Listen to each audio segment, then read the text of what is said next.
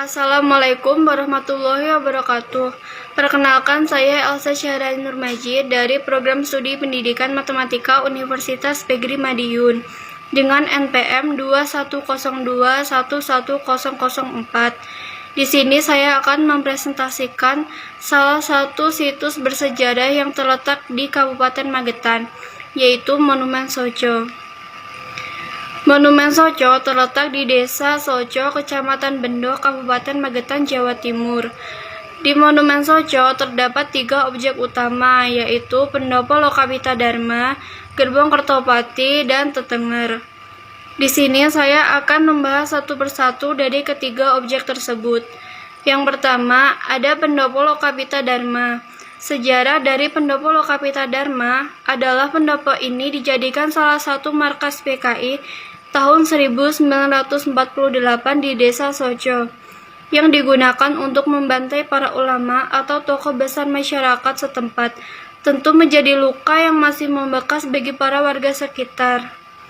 Hakikat atau maknanya, pendopo ini dahulunya adalah rumah warga, lalu dijadikan tempat pembantaian oleh PKI, dan dijadikan monumen oleh masyarakat setempat. Manfaat atau kegunaan dari pendopo ini digunakan untuk pertemuan warga setempat dan para pejabat pemerintahan berkumpul. Objek yang kedua ialah Gerbong Kertopati.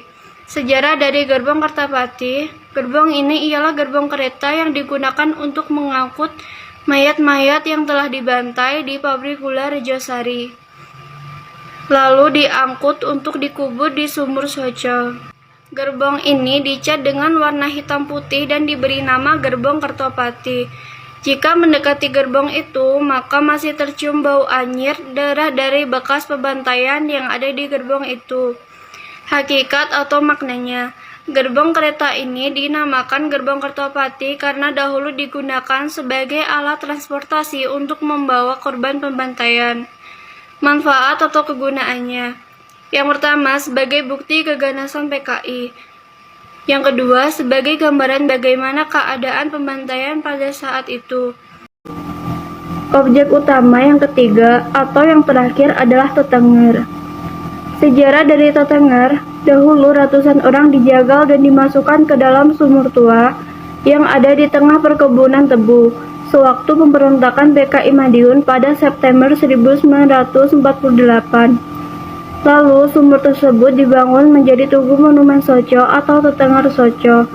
Di sampingnya terdapat nama-nama korban yang dapat teridentifikasi.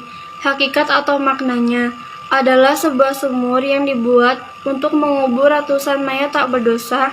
Pada bagian ini diberi nama Monumen Soco atau Tetenger Soco yang sudah berbentuk tugu.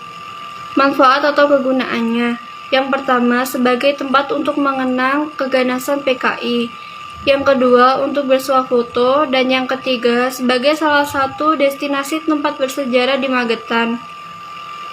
Pelajaran yang dapat diambil dengan adanya peristiwa G30 SPKI adalah, yang pertama, memahami betul bahwa kontroversi dan propaganda melahirkan kebingungan dan mengakibatkan adanya pergerakan semaunya sendiri tanpa mempertimbangkan orang lain.